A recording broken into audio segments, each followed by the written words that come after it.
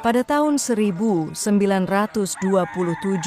ketika Hindia Belanda sepenuhnya hidup di bawah kendali kolonial, kamera Eropa masuk ke desa-desa di Jawa, bukan sebagai tamu dan bukan pula sebagai pendengar, melainkan sebagai alat pencatatan kekuasaan. Film ini disutradarai oleh Willy Mullens dan diproduksi oleh Hage Film Den Haag, perusahaan yang secara rutin mengubah tanah jajahan menjadi tontonan visual untuk publik Eropa. Apa yang mereka sebut sebagai kehidupan desa sebenarnya adalah kehidupan yang sudah dipilihkan sudut pandangnya. Kamera tidak merekam penindasan, tidak merekam ketimpangan, tidak merekam siapa yang menguasai tanah dan siapa yang bekerja di atasnya. Yang direkam adalah rutinitas, cukup rapi untuk ditonton, cukup jinak untuk dikonsumsi, dan cukup sunyi agar tidak menggoyang kenyamanan kekuasaan. Kamera masuk ke rumah tangga pribumi, mengamati kerja harian, tatanan keluarga, dan kebiasaan hidup, namun tanpa pernah memberi ruang bagi mereka untuk bercerita tentang dirinya sendiri. Inilah cara kolonialisme bekerja lewat gambar, bukan dengan kekerasan yang tampak, tetapi dengan memilih apa yang layak diperlihatkan dan apa yang harus tetap tak terlihat. Film ini ditayangkan dalam bentuk aslinya, bahasanya usang, sudut pandangnya timpang, dan justru karena itulah ia penting. Failure Channel menghadirkan arsip ini bukan untuk mengenang, bukan untuk memuji, tetapi untuk membongkar bagaimana kehidupan rakyat direkam dan bagaimana penjajahan bisa terasa normal ketika dilihat lewat lensa kamera kolonial.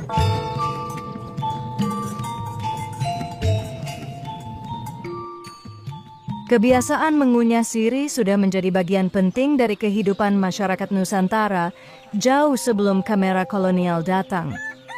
Dalam arsip ini, film menggambarkan sirih sebagai campuran daun, pinang, kapur, dan tembakau halus, disebut sebagai tabak spruem, yang menurut sudut pandang Eropa dipakai untuk membersihkan bibir dan gigi, sekaligus dianggap sebagai pengganti kudapan ringan.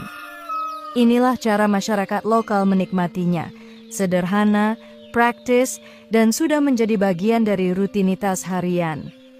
Kebiasaan ini bukan sekadar soal rasa. Sirih adalah budaya, bagian dari sopan santun, pergaulan, dan bahkan simbol penghormatan dalam berbagai tradisi. Arsip ini menjadi penting justru karena memperlihatkan bagaimana kehidupan sehari-hari masyarakat direkam dari sudut pandang luar, sederhana, diam, dan tanpa penjelasan tentang budaya yang sebenarnya jauh lebih kaya. Inilah suasana jalan utama di sebuah desa Jawa pada masa kolonial. Jalan ini menjadi pusat pergerakan masyarakat, tempat orang melintas membawa hasil kebun, anak-anak bermain, dan warga menjalankan urusan sehari-hari. Lalu lintasnya sederhana, keranjang dipikul, barang dibawa dengan tenaga sendiri, dan ritme hidup ditentukan oleh kerja harian, bukan oleh mesin. Di sisi kanan dan kiri, pagar bambu memisahkan jalan dari pekarangan rumah, menciptakan batas alami yang khas pedesaan Jawa. Bagi warga desa, jalan ini adalah ruang sosial, tempat bertemu tetangga dan menjalani aktivitas tanpa hiruk-pikuk kota. Namun bagi kamera kolonial, ini hanyalah pemandangan desa yang direkam dari kejauhan. Gambar bergerak tanpa suara, tanpa penjelasan tentang kehidupan di baliknya. Siapa yang bekerja, bagaimana mereka hidup, atau kondisi sosial yang mereka hadapi.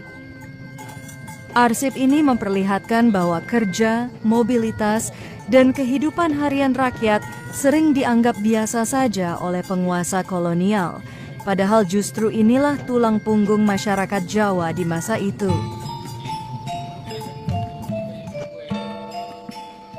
Di desa-desa Jawa, tukang cukur keliling merupakan bagian dari layanan sehari-hari masyarakat. Mereka bekerja berpindah tempat, biasanya di tepi jalan, di bawah pohon, atau di depan rumah warga. Kamera merekam aktivitas ini secara langsung di ruang terbuka. Bagi warga desa, Layanan tersebut bersifat praktis. Biayanya terjangkau, pengerjaannya cepat, dan mudah diakses. Dalam film kolonial, aktivitas ini ditampilkan sebagai pemandangan yang dianggap berbeda dari kebiasaan di Eropa. Perbedaan tersebut kemudian disajikan sebagai objek visual. Di sekitar lokasi tampak aktivitas warga desa lainnya. Perempuan yang kembali dari pasar, anak-anak yang berjalan bersama, serta pekerja laki-laki yang membawa barang. Rekaman ini menunjukkan jalan desa sebagai ruang aktivitas bersama. Tempat berbagai kegiatan harian berlangsung secara bersamaan, dengan pola yang teratur dan berulang.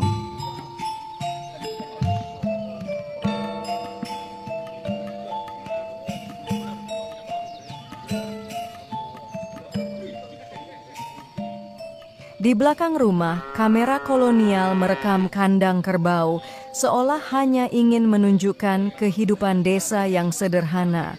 Padahal kerbau bukan sekadar hewan peliharaan, ia adalah tulang punggung petani, tenaga utama untuk membajak sawah, menarik beban, dan menjalankan seluruh kegiatan bertani.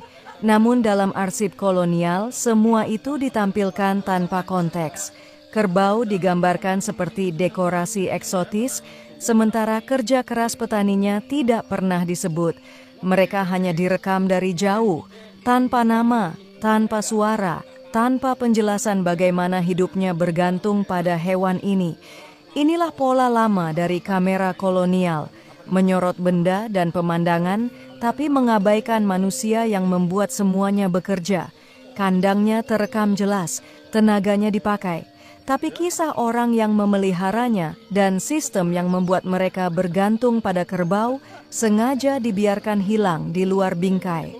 Arsip ini terlihat sederhana, tapi menyimpan pesan besar. Kolonialisme bukan hanya mengatur tanah dan hasil panen, ia juga menentukan apa yang dianggap penting untuk diperlihatkan dan apa yang dibiarkan tidak terlihat.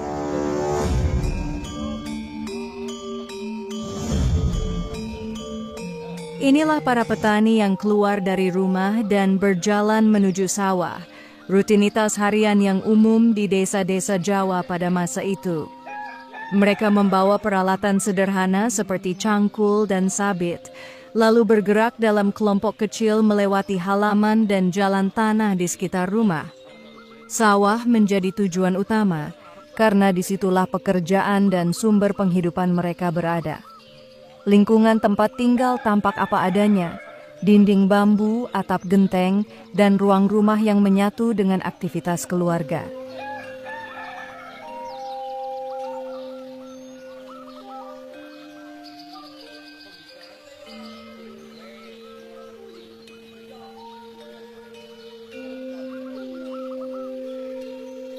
Padi diambil dari lumbung penyimpanan, lalu dibawa ke tempat penumbukan padi.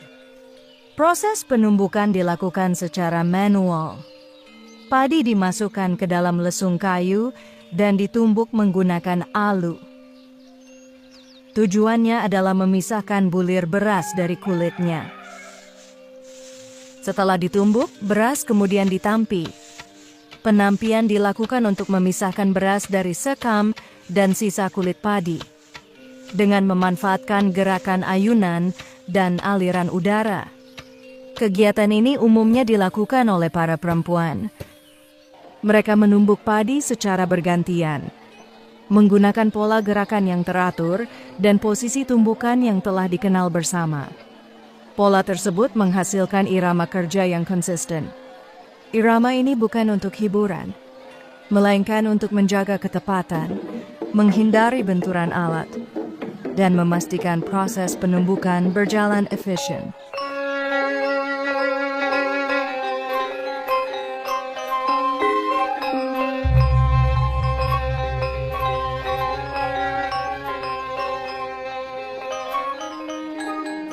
Ketika bunyi tumbukan padi berubah menjadi nada yang teratur, warga desa mulai berdatangan. Suara alu yang naik turun bukan sekadar tanda pekerjaan berlangsung, tetapi juga menjadi panggilan alami yang membuat orang berhenti sejenak untuk melihat.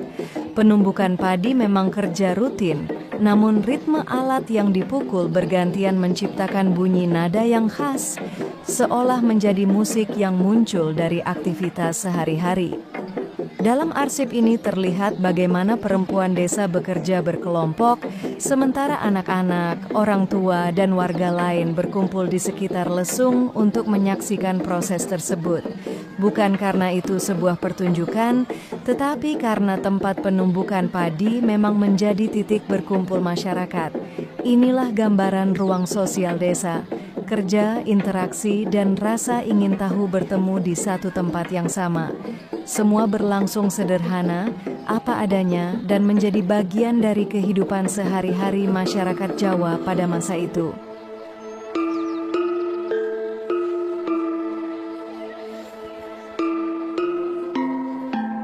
Setelah proses menumbuk padi selesai, mulai dari mengambil padi di lumbung, menumbuknya di lesung, hingga memisahkan beras dari sekam, beras bersih itu kemudian dibawa menuju dapur.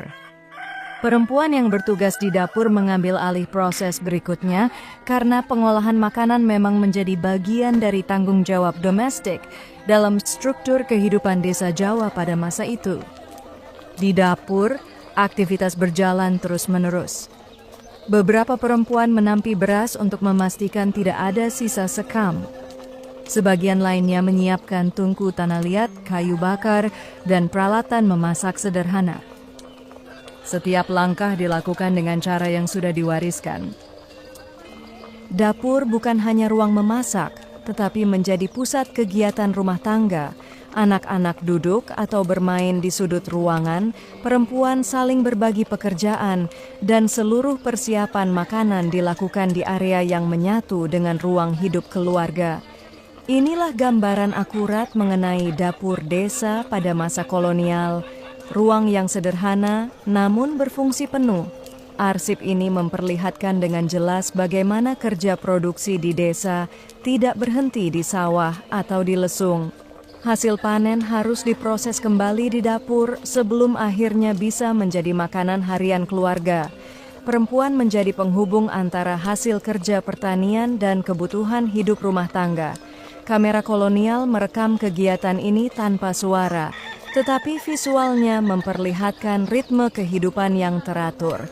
Padi dipanen, ditumbuk, dibersihkan, dibawa ke dapur, lalu diolah menjadi makanan. Semua dilakukan secara mandiri, dengan alat-alat yang sederhana dan tanpa ketergantungan pada teknologi luar. Melalui rekaman ini, kita dapat melihat bagaimana kehidupan desa berjalan sebagai satu kesatuan, kerja di sawah, kerja di halaman, dan kerja di dapur, yang semuanya terhubung dalam siklus harian masyarakat Jawa pada masa itu. Para lelaki bekerja di sawah untuk mengolah tanah sebelum proses tanam dimulai. Mereka turun langsung ke petak-petak sawah yang tergenang air, menggunakan cangkul untuk membalik tanah dan memecahkan gumpalan lumpur agar lahan siap ditanami padi. Selain kerja manual, beberapa petak sawah dikerjakan dengan bantuan kerbau. Kerbau dipasangkan alat bajak kayu, kemudian ditarik melintasi lumpur untuk meratakan permukaan tanah. Metode ini adalah cara paling umum yang digunakan petani Jawa pada masa itu. Efektif, hemat tenaga, dan sudah menjadi teknik tradisional selama berabad-abad. Pemandangan ini memperlihatkan dua bentuk kerja. Kerja fisik manusia di sawah berlumpur, dan kerja hewan ternak sebagai tenaga penarik bajak.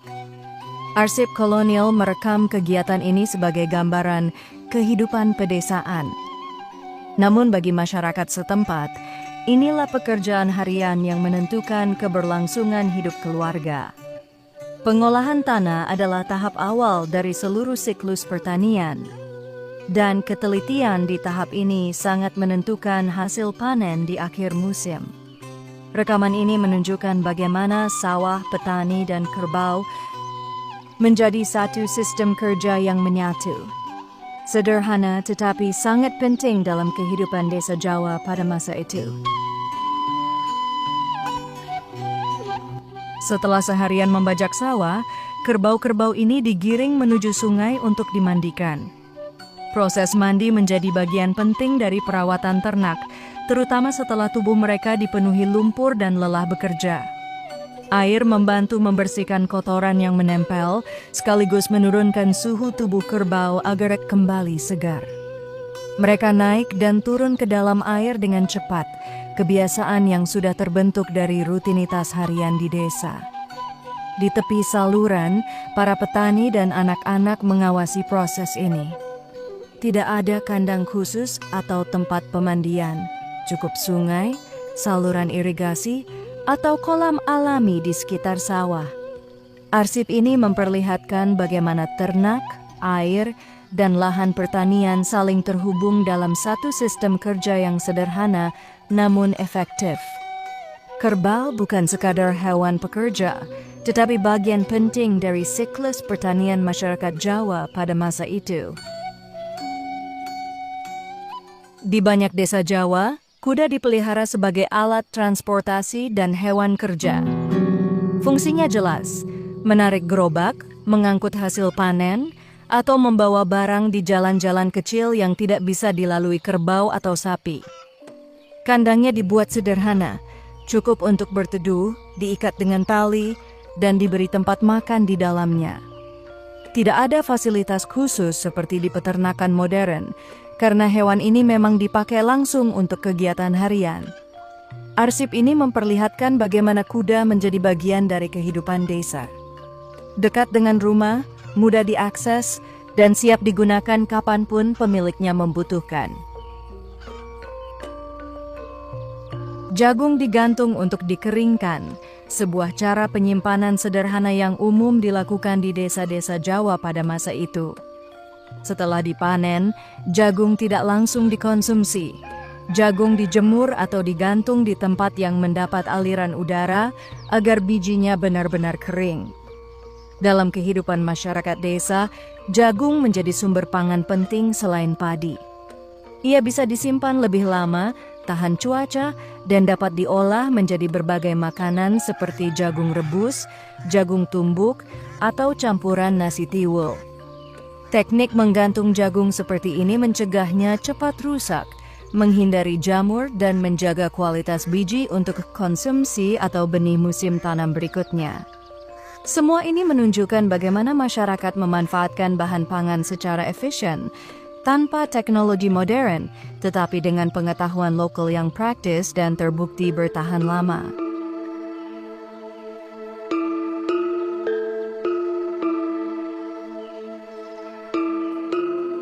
Pemanjatan pohon kelapa adalah pekerjaan rutin di banyak desa di Jawa. Dalam rekaman ini, terlihat seorang lelaki naik ke pohon kelapa dengan teknik tradisional, menggunakan kekuatan tangan dan kaki tanpa alat bantu modern. Kelapa dipetik ketika sudah cukup tua karena buah matang memiliki nilai guna lebih besar. Untuk santan, minyak kelapa, bahan masakan, atau dijual sebagai komoditas harian. Memanjat pohon setinggi ini membutuhkan keterampilan yang diasah sejak kecil, karena salah pijak sedikit saja bisa membahayakan. Pekerjaan ini dilakukan cepat dan efisien, sesuai ritme masyarakat desa yang mengandalkan hasil kebun sebagai bagian penting dari ekonomi rumah tangga.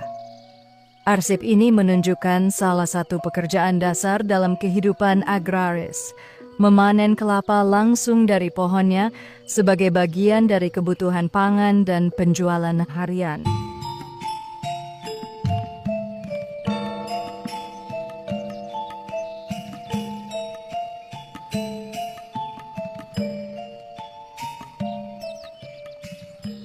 Setelah kelapa dipetik, tahap berikutnya adalah pengupasan sabut. Dalam arsip ini terlihat kelapa dibelah dan dikupas untuk diambil seratnya.